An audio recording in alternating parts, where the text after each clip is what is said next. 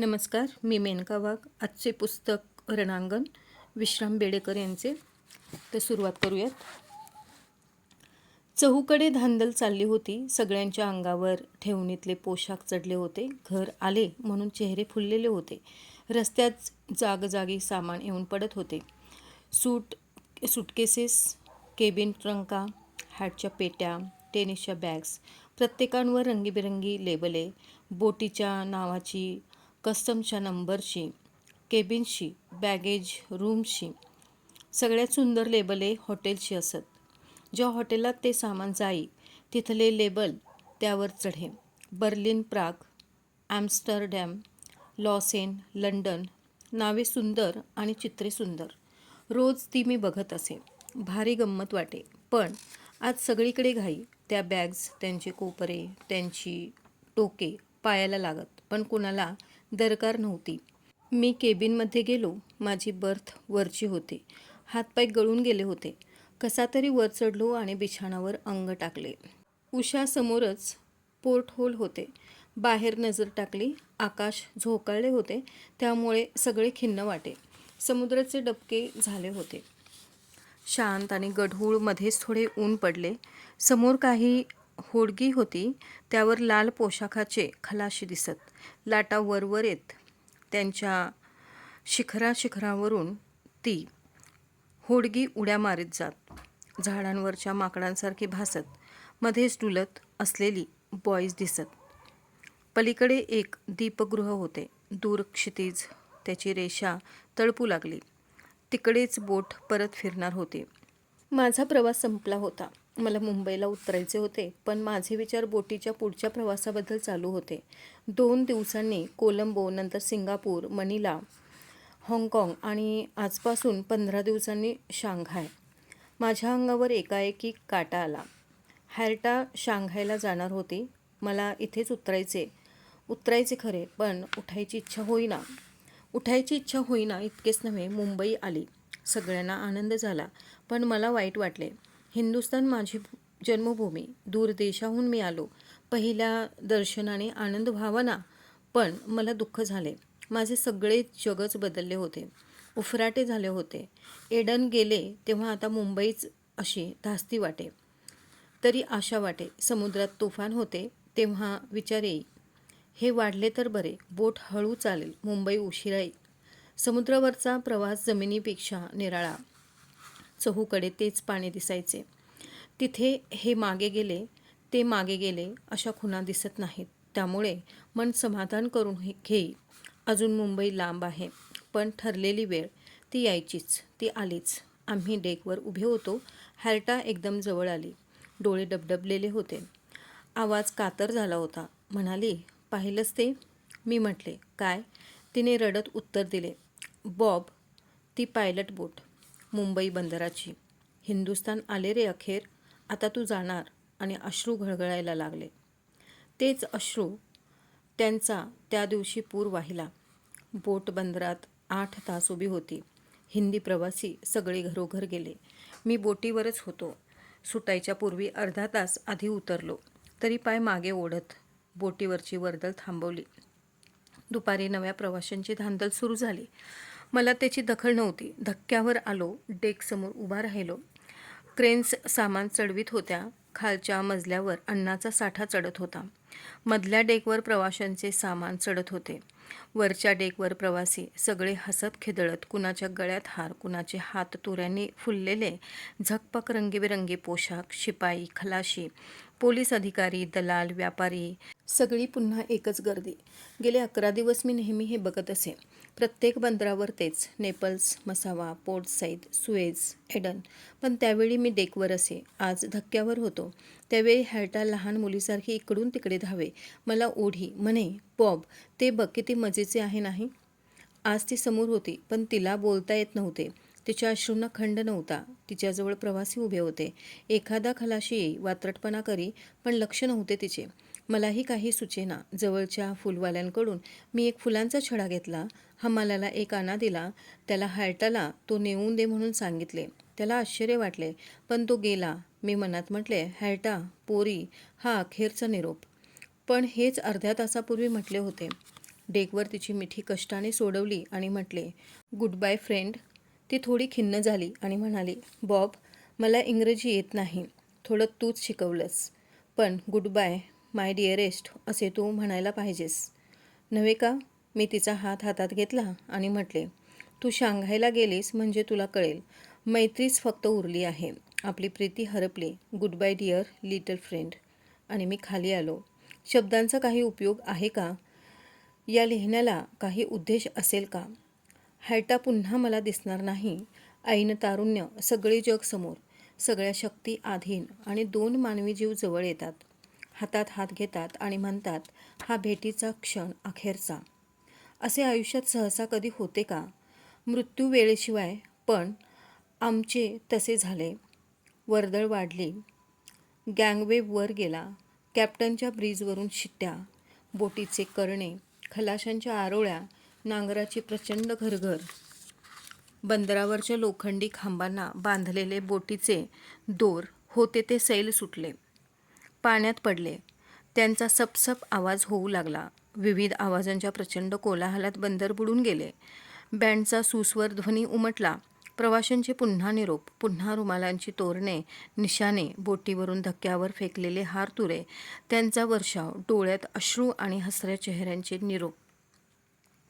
बोट हलली. माझ्याने वर बघवेना. त्या कोलाहलाने हृदय गुदमरून गेले. बिचारी, गरीब बिचारी हॅरटा. मी बिछाणावर पडून आहे. आजारी नव्हे, पण उठवत नाही, शक्तीच नाही. खिडकीतून वाकून मी बघतो. संध्याकाळ झाली आहे. एम्पायर हॉटेलचा खालचा चौक, मुंबईत हा सगळ्यात मोठा. त्याच इमारती, माणसांची झिम्मड, ड्रामगाड्या, बसेस, मोटारी, सगळा तोच कोलाहल. सगळी शहरे आठवतात. London, Paris, Venice, Naples. माझा एक मित्र आहे. त्याला विचित्र वेड आहे. मध्येच बोलता बोलता तो थांबे, कुठेतरी बघे. मी म्हणे, जगू, कसला विचार करतोस? त्याचा स्वर आकुल होई. तो म्हणायचा, तू हसशील. आता 4 वाजले आहेत. माझ्या मनात एकदम कल्पना येते. आता कलकत्ता मेल नागपूरला असेल, दिल्ली एक्सप्रेस झाशीला, पंजाब मेल दिल्लीच्या स्टेशनवर, फ्रॉटियर नागद्याला असेल, मद्रास नुकती सोलापूरहून सुटेल. मला हसू यायचे. पण त्याचे मन सारखे भटकायला बघे. आम्ही पतंग उडवावे तेव्हा त्याची कल्पना चाले. खूप उंच पतंग जावा, त्यावर जाऊन खाली बघितले तर केवढा विस्तीर्ण प्रदेश एकदम दिसेल. एकाच वेळी सगळ्या गाड्यातून हिंदुस्थानभर त्याचे मन भटके. किती साहजिक आहे हे. आज मला पटते. संध्याकाळ झाली आहे ना. आता लंडनमध्ये 12 वाजले आहेत. त्यावेळी मी पिकॅडिलीत असे. आणखी अर्ध्या तासाने लंचची वेळ. कामावरून निघे. शॅफ्ट्सबरी ॲव्हेन्यूमधून पिकॅडिली, नॉर्थ रिजंट स्ट्रीटला वळसा घालून व्हाईन स्ट्रीटमध्ये जाई. तिथे माझे एक आवडते उपहारगृह असे. बरोबर माझ्याच कॉलेजातली एक मुलगी. तिच्यावर माझे प्रेम नव्हते, तिचेही माझ्यावर नव्हते. पण संगतसोबत किती सुखावह असते. पिकॅडिलच्या मधोमध एक कारंजे आहे. त्यावर मदनाचा सुंदर पुतळा आहे. आम्ही रोज त्या कारंज्यांच्या पायऱ्यांवर जाऊन उभे राहावे. इतकी रहदारी, वाहनांचे, पथिकांचे, पूरच्या पूर चौकात येत आणि भराभर ओसरत. पण सगळी शिस्त, चित्रविचित्र पोशाख, सुंदर चेहरे, उंच टाचांच्या बुटांची, मनोहर रेखीव पायांची वेडावणारी चटचट. सगळीकडे अत्तरांचा, तेलांचा, पावडरीचा घमघमाट.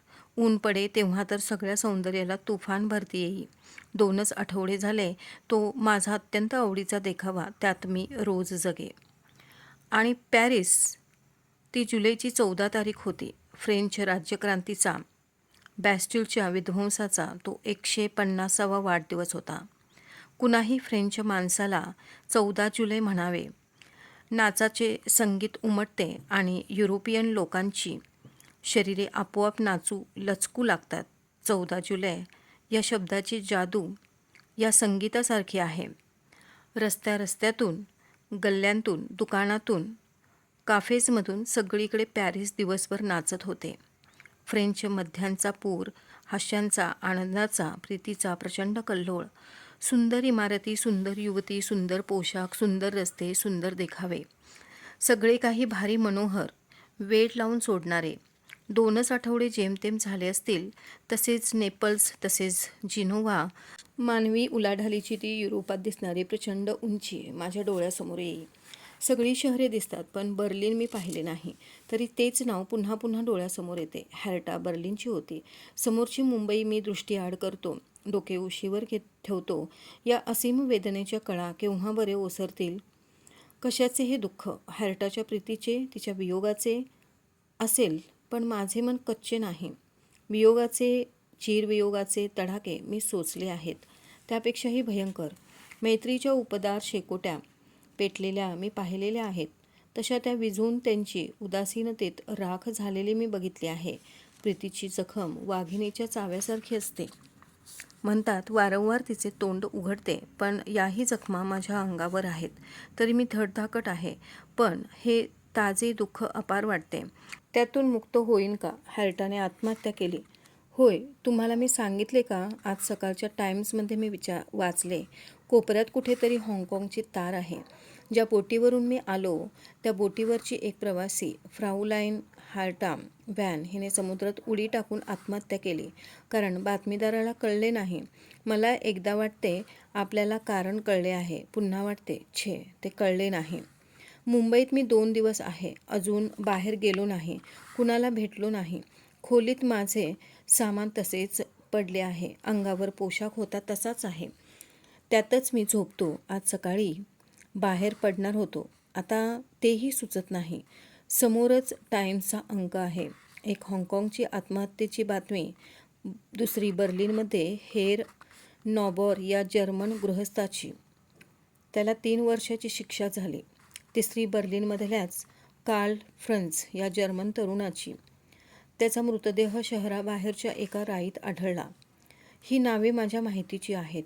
फ्रंज हॅर्टाचा प्रियकर होता. नॉबॉर एका जर्मन कंपनीचा मॅनेजर होता. तिथंच हॅर्टा असिस्टंट मॅनेजर होती. आणि पण सगळे एकदम आठवते. 11 दिवस, अनेकांची आयुष्ये, त्यांचे इतिहास, पुढचे भविष्य, आणि आज हॅर्टाची आत्महत्या. वेदनेचे, त्वेषाचे डोंब उसळतात. मस्तक बधीर होते. दुःखाच्या या घावांनी शक्ती गळून जाते. त्वेष उफाळतो तेव्हा वाटते उठावे, बंड करून उठावे, पण मी एकटा. एका झाडाच्या हालचालीने झंझावात सुटतात का? हे दुःख थोडे हलके व्हावे म्हणून हे लिहिण्याचा यत्न करतो आहे. पण कसे लिहायचे? सुरुवात कुठे, शेवट कुठे? क्रमाने शेवटी सांगायचे ते आधीच सांगतो आहे असे वाटते. माझे जगच तात्पुरते उलटे झाले आहे. आरंभ अंत दिशांचा अनुक्रम सगळे उलटल्यासारखे वाटते. जरा शांत होऊन सांगेन म्हणतो. धन्यवाद.